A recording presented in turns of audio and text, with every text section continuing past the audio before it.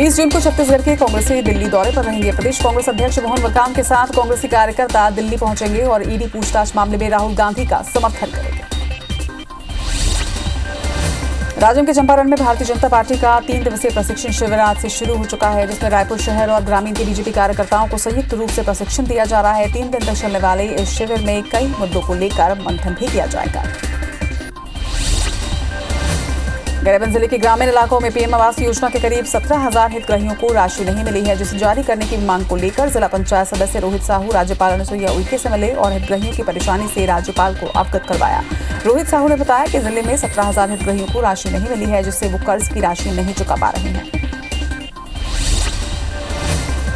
धमतरी जिला कांग्रेस के नेताओं में गुटबाजी देखने को मिल रही है। हाल ही में कांग्रेस के नवसंकल्प शिविर में कई जनप्रतिनिधियों ने अपनी नाराजगी बड़े नेताओं के सामने खोलकर रखी है। ऐसे में 2023 का विधानसभा चुनाव कांग्रेस के लिए कहीं चुनौती न साबित हो। हालांकि पार्टी के नेताओं का ये कहना है कि परिवार में नाराजगी भी होती है, उसे ठीक किया जाएगा। बालूप्रतापपुर में कांग्रेसियों ने ईडी की कार्रवाई और कांग्रेस दफ्तर में लाठीचार्ज के विरोध में धरना प्रदर्शन किया, जिसमें कांग्रेस के पदाधिकारी और कांग्रेस कार्यकर्ता शामिल रहे। प्रदर्शनकारियों का ये कहना है कि नेशनल हेराल्ड मामले में जो आरोप लगाए गए हैं वो गलत है। वहीं धरना प्रदर्शन के बाद कांग्रेसियों ने तहसीलदार को ज्ञापन भी सौंपा। कोरिया जिले के चुरमरी में से राहत की खबर सामने आई, जहां पर 15 जगहों पर कोयले के भंडार होने की पुष्टि हुई है। चुरमरी में कोयले के भंडार की खोज शुरू हो गई है। डीजीएमएस की जांच में 15 जगहों पर हुई जांच में कोयले के मौजूद होने की पुष्टि की गई। कवर्धा के यूथ क्लब भवन में बीजेपी के 3 दिवसीय आवासीय शिविर की शुरुआत हुई, जिसमें बीजेपी प्रदेश अध्यक्ष विष्णुदेव साय शामिल रहे। साय ने कार्यकर्ताओं को संबोधित करते हुए कहा कि प्रधानमंत्री ने राष्ट्रहित में समय समय पर बहुत सारी कल्याणकारी योजनाओं का शुभारंभ किया है, जो कि बहुत ही क्रांतिकारी साबित हुई है। जांजगीर चांपा में चलाए गए देश के सबसे बड़े रेस्क्यू अभियान का केस स्टडी करने के लिए छत्तीसगढ़ प्रशासन अकादमी के अधिकारियों ने पीलीभीत गांव का दौरा किया। पीलीभीत पहुंची प्रशासनिक अकादमी की टीम ने राहुल साहू के बचाव अभियान पर केस स्टडी तैयार करने के लिए मौके का निरीक्षण किया। अंबिकापुर में बारातियों से भरी एक गाड़ी को ट्रक ने टक्कर मार दी। हादसे में 7 लोग घायल हुए हैं, जिनमें से 2 की हालत गंभीर बताई जा रही है। घायलों को इलाज के लिए मेडिकल कॉलेज अस्पताल में भर्ती करवाया गया। घटना एमजी रोड में अजरीमा के पास देर रात हुई। फिलहाल पुलिस मामले की जांच में जुटी है। बलौदाबाजार जिले के सोनाखान वन परिक्षेत्र में भालू के हमले से एक किसान की मौत हो गई। किसान शौच के लिए जंगल में गया हुआ था, जहां पर भालू ने अचानक हमला कर दिया। तो वही घटना के बाद वन विभाग की टीम ने ग्रामीणों को सतर्क रहने के लिए कहा है। साथ ही शाम को जंगल नहीं जाने की हिदायत भी दी गई। सरायपाला में शिशुपाल पर्वत के झरने में एक युवक की लाश मिली है। फिलहाल युवक की पहचान नहीं हो पाई है। लाश 7 से 8 दिन पुराना होना बताया जा रहा है। वहीं प्राथमिक जांच में आत्महत्या की आशंका भी जताई गई है। घटना सिंगोड़ा थाना इलाके की है। जशपुर जिले के लुदाम में आकाशीय बिजली गिरने से 2 महिला की मौत हो गई। वहीं एक महिला घायल हुई, जिसे अस्पताल में भर्ती करवाया गया। अचानक मौसम बदलने की वजह से यह हादसा हुआ। धमतरी जिले के अर्जुनी थाना क्षेत्र के खपरी गांव में ट्रैक्टर चालक की लापरवाही ने एक बच्ची की जान ले ली। ड्राइवर ट्रैक्टर रिवर्स कर रहा था और तभी ट्रैक्टर तुलसी चौरे से टकरा गया। पास में खेल रही एक बच्चे के ऊपर गिर गया। हादसे में बच्चे की मौत हो गई है। घटना के बाद गांव में मातम पसरा हुआ है।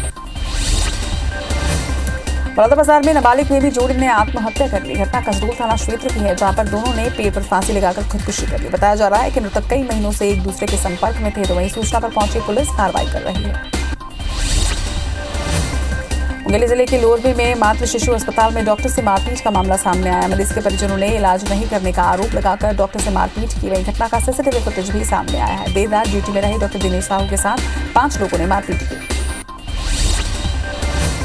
वहीं लोरबी में मारपीट की घटना को लेकर डॉक्टर्स में आक्रोश है। डॉक्टरों ने मारपीट की घटना के विरोध में अस्पताल में काम बंद कर दिया और सुरक्षा व्यवस्था बढ़ाने की मांग की। इसके साथ ही डॉक्टरों की शिकायत के बाद पुलिस ने 5 आरोपियों को गिरफ्तार किया है।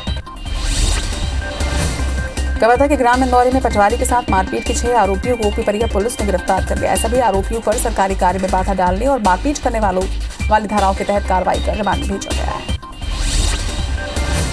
जांजगीर के कलेक्ट्रेट चौक में चाकूबाजी का मामला सामने आया है। मामूली विवाद को लेकर नशे में धुत 3 नाबालिगों ने एक युवक पर हमला कर दिया। घायल युवक को इलाज के लिए बिलासपुर रेफर किया गया। वहीं जांजगीर पुलिस ने 3 नाबालिगों की तलाश शुरू कर दी है। कोरबा में जिला अस्पताल के सामने मारुति डीलर के यार्ड में खड़ी नई और पुरानी कारों में अचानक आग लग गई। आग की चपेट में आने से करीब 15 कारें जलकर खाक हो गई हैं। वहीं नगर निगम और औद्योगिक संस्थान की टीम ने आग पर काबू पाया। फिलहाल आग लगने की वजह स्पष्ट नहीं हो पाई है। रायपुर के तातेपारा मोहल्ले में स्थित एक खाली प्लॉट में अचानक आग लग गई, जो कि देखते ही देखते आसपास के घरों तक पहुंचने लगी, जिसे स्थानीय लोगों ने बुझाने की कोशिश की मगर नाकामयाब रहे। बिलासपुर के सरकंडा इलाके में दुकान बंद करवाने को लेकर 2 पुलिसकर्मियों ने पार्षद के भाई की पिटाई कर दी और पेट्रोलिंग गाड़ी में बैठकर थाने ले गए। पार्षद की शिकायत पर एसपी ने दोनों आरक्षकों को लाइन अटैच कर दिया है। पिटाई का वीडियो सोशल मीडिया में जमकर वायरल हो रहा है। केशकाल में फरसगांव पुलिस की टीम ने चरकई के जंगल में जुआ खेलते 8 जुआरी को गिरफ्तार किया। पुलिस ने जुआरियों के पास से 80,000 रुपए कैश, 9 मोबाइल और 7 बाइक भी जब्त की है। पुलिस का ये कहना है कि उन्हें मुखबिर से सूचना मिली थी, जिसके बाद उन्होंने मौके पर पहुंचकर जुआरी को धर दबोचा।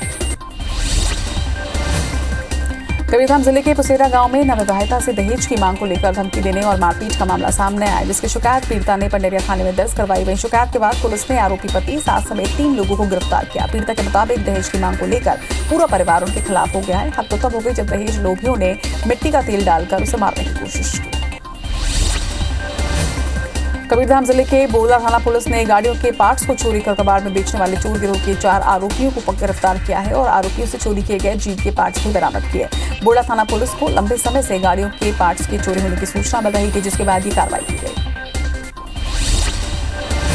दुर्ग में सिटी कोतवाली थाना इलाके में विश्व हिंदू परिषद के सदस्यों ने महाराष्ट्र की ओर जा रहे 70 मवेशियों से भरे कंटेनर को पकड़ा। संगठन के सदस्यों ने 3 मवेशी तस्कर को पुलिस के हवाले किया है, जिसे पुलिस ने गिरफ्तार कर लिया। वहीं मवेशियों को पलगांव के गौठान में सुरक्षित रखा गया है। कबीरधाम जिले के पिपरिया थाना इलाके में नौकरी लगाने के नाम पर ठगी का मामला सामने आया। आरोपी दंपति ने एक ही परिवार के कई लोगों को ठगी का शिकार बनाया। दंपति ने नौकरी लगाने का झांसा देकर 3 लोगों से 13 लाख रुपए की ठगी की थी। जब नौकरी नहीं लगी तो पीड़ितों ने इसकी शिकायत थाने में दर्ज करवाई, जिसके बाद आरोपी दंपति को गिरफ्तार कर जेल भेजा गया। बेमेतरा में पुलिस ने मवेशी तस्करी के खिलाफ बड़ी कार्रवाई की है। पुलिस ने मवेशियों से भरे एक ट्रक को पकड़ा है। इसके साथ ही एक आरोपी को भी गिरफ्तार किया गया। पुलिस के मुताबिक 29 मवेशियों को नागपुर के कत्लखाना ले जाया जा रहा था। संबलपुर नवागढ़ बेमेतरा के रास्ते से वाहन में मवेशियों की तस्करी की जा रही थी।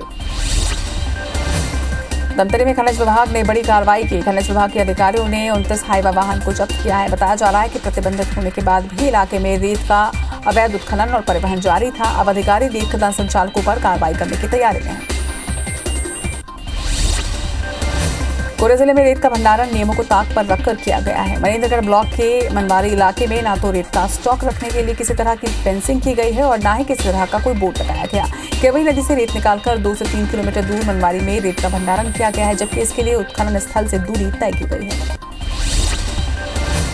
धमतरी जिले के मगर रोड सरकारी शराब दुकान में लूट और डकैती करने वाले 4 आरोपियों को अपर सत्र न्यायाधीश ने 7-7 साल की सजा सुनाई है। जिले में पिछले साल अज्ञात बदमाशों ने मगर रोड शराब दुकान में लूट और डकैती की वारदात को अंजाम दिया था। मुखबिर की सूचना पर 4 आरोपियों को पुलिस ने गिरफ्तार कर लिया है। बलरामपुर जिले के राजपुर सिविल न्यायालय से जारी हुई गिरफ्तारी वारंट के मामले में फरार चल रहे आरोपी को शंकरगढ़ पुलिस की टीम ने उत्तर प्रदेश से गिरफ्तार किया है। आरोपी के खिलाफ पिछले महीने गिरफ्तारी वारंट जारी किया गया था, जिसके बाद से ही आरोपी फरार चल रहा था। लगातार पुलिस की टीम पतासाजी कर रही थी।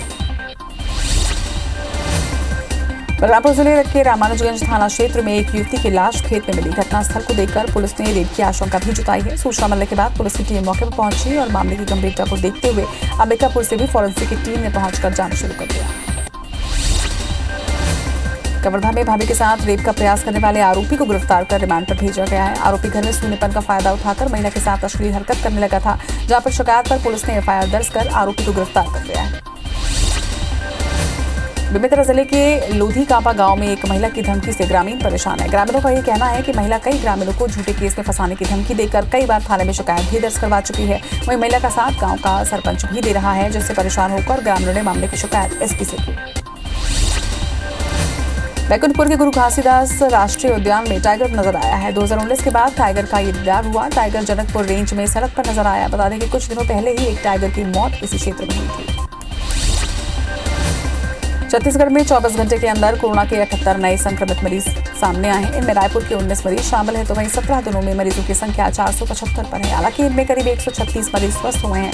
रायपुर के में कोरोना की टेस्टिंग भी बढ़ी है, जिसकी वजह से यहाँ सक्रिय मरीजों की संख्या सबसे अधिक है। बिलासपुर और दुर्ग में भी अब मरीज बढ़ने लगे हैं। कबीरधाम जिले में कोरोना की एक बार फिर से वापसी हुई है। जिले में एक दिन में कोरोना के 9 नए मरीज सामने आए, जिनमें से 6 नर्सिंग कॉलेज की छात्राएं शामिल हैं। सभी को इलाज के लिए कोविड केयर सेंटर में डॉक्टरों की निगरानी में रखा गया। बताया जा रहा है कि नर्सिंग कॉलेज की सभी छात्राओं ने कोरोना के दौरान की दोनों डोज ले रखी है और हल्की सर्दी खांसी होने पर जब सभी ने टेस्ट करवाया तो वो पॉजिटिव आए। दुर्ग के बीआईटी सभागार में जम्मू कश्मीर के संस्थापक महाराजा गुलाब सिंह के राज्याभिषेक के शताब्दी वर्ष पर व्याख्यान का आयोजन किया गया। कार्यक्रम में मुख्य वक्ता के रूप में सर्वोच्च न्यायालय के अधिवक्ता और जम्मू कश्मीर अध्ययन केंद्र के सचिव संजय त्यागी शामिल हुए। कार्यक्रम में पहुंचे वक्ताओं ने राज्य निर्माण में गुलाब सिंह के अहम योगदान को बताया। जगदलपुर के युवोदय अकादमी से कोचिंग ले रहे एल श्रेयावर्धन ने प्री फार्मेसी टेस्ट में 114वां रैंक प्राप्त किया है। इसके अलावा 3 और विद्यार्थियों की रैंक 1000 के अंदर आई है। सरकारी शिक्षकों के माध्यम से निःशुल्क रूप से संचालित ये प्रदेश का पहला नवाचार। श्री सतगुरु कबीर धर्मदास साहब वसावली दामाखेड़ा संस्था के अध्यक्ष ने ग्राम दामाखड़ा के सरपंच और सचिव के साथ दूसरे लोगों पर गबन का आरोप लगाया है। कार्तिक पूर्णिमा पर परम पूज्य श्री धनी धर्मदास साहब जी के 625वें प्रकट उत्सव कार्यक्रम के नाम से 10 लाख रुपए का गबन का आरोप है, जिस पर सिमगा थाने में अपराध दर्ज किया गया। जशपुर वन मंडल में इन दोनों वन्य प्राणियों की मौजूदगी जानने के लिए वनकर्मी 3 दिन तक विशेष सर्वे अभियान में जुटे। वनकर्मियों के दल जंगल के बीच 2 किलोमीटर तक वन्य प्राणियों के पटचिन्हों के साथ सभी निशान को एकत्रित कर रहे हैं। वहीं इस अभियान के तहत शाकाहारी और मांसाहारी वन प्राणियों की गणना के साथ वनों में आवश्यक सुविधाओं की कमी को भी दूर कर लिया जाएगा। धमतरी जिले के ग्राम हरदी में समूह की महिलाओं को अफसरों की लापरवाही के चलते वर्मी खाद का मेहनताना नहीं मिला है। ऐसे में महिलाएं पसीने की कमाई के लिए दर दर भटक रही हैं। वहीं महिलाओं ने बताया कि साल 2020 से गौठान में खरीदे गए गोबर से वर्मी कंपोस्ट खाद बनाया जा रहा है, जिसके लिए उनको अलग से मेहनताना नहीं मिलता। बारिश नहीं होने की वजह से महासमुंद जिले के किसानों की चिंता बढ़ गई है। जिले के 70% आबादी कृषि पर निर्भर करती है। 40% किसानों के पास सिंचाई का साधन है, मगर बाकी के किसान वर्षा के पानी पर ही निर्भर हैं। 1-2 दिन से हुई हल्की बारिश के बाद किसान अपने खेतों की जुताई कर धान की फसल के लिए तैयार करने में जुट गए हैं, मगर किसानों को और इंतजार अब बारिश का करना होगा। बालोद के जीवन दायनी तांदुला नदी को स्वच्छ बनाने के लिए सफाई अभियान की शुरुआत की गई है, जिसमें जिला प्रशासन के अफसरों ने बढ़ चढ़कर हिस्सा लिया। वहीं नदी के जलकुंभी को 2 चेन माउंटेन मशीन और दर्जनों हाइवा की मदद से निकाला जा रहा है। इस अभियान के तहत नदी के समीप पौधारोपण और सौंदर्यीकरण भी किया जाएगा। कलेक्टर के निर्देश पर बालोद नगर पालिका ने सफाई अभियान की शुरुआत की। छत्तीसगढ़ में मानसून के दस्तक के बाद आज राजधानी रायपुर में बारिश के आसार है। मौसम वैज्ञानिकों ने रायपुर में मानसून के सक्रिय होने की संभावना जताई है। इसके अलावा आसपास के जिलों में हल्की बारिश की भी संभावना है। बीते 24 घंटे में जांजगीर चांपा जिले में जमकर बारिश हुई। वहीं प्रदेश में 1-2 स्थानों पर गरज चमक के साथ अंधड़ चलने की भी आशंका। राजनांदगांव के अम्बागढ़ चौकी के पास तेज रफ्तार ट्रेलर नाले में गिर गया। हादसे में ट्रेलर ड्राइवर की हालत गंभीर है, जिसे अस्पताल में भर्ती कराया गया, जहां पर उसका इलाज जारी है। ट्रेलर आंध्र प्रदेश से रायपुर आ रही थी। इस बीच हादसे का शिकार हो गई। बस्तर पुलिस ने बीते 2.5 साल में 6.5 करोड़ रुपए का गांजा पकड़ा है। ओडिशा बॉर्डर से जिले में गांजा की तस्करी की जाती रही है। बीते 2.5 साल में गांजा तस्करी के 145 मामलों में पुलिस ने 249 तस्करों को गिरफ्तार किया है। पुलिस ने इन मामलों में अब तक 12,800 किलोग्राम गांजा भी जब्त किया, जिसकी अनुमानित कीमत 6.5 करोड़ रुपए आंकी जा रही है। पेंड्रा से छत्तीसगढ़ का पहला अखबार निकालने वाले स्वर्गीय पंडित माधवराव सप्रे की 191वीं जयंती पर विशेष कार्यक्रम का आयोजन किया जा रहा है। ये आयोजन पेंड्रा के कबीर चबूतरा रिसोर्ट में हो रहा है, जहां पर देश और प्रदेश के जाने माने साहित्यकार विद्वान शिरकत कर रहे हैं। आज से शुरू हुए सत्र में विभिन्न विषयों पर व्याख्यान और काव्य पाठ हुआ। कोंडागांव में एंटी करप्शन ब्यूरो ने बड़ी कार्रवाई करते हुए रिश्वत लेते हुए 3 अधिकारियों को गिरफ्तार किया है। इसमें सिंचाई विभाग के ई आरबी सिंह घूस लेते रंगे हाथों पकड़े गए, तो वहीं एसडीओ आरबी चौरसिया और एसई डी के आर्य पर भी ठेकेदार से 24 लाख रुपए की रिश्वत मांगने के मामले में कार्रवाई की गई।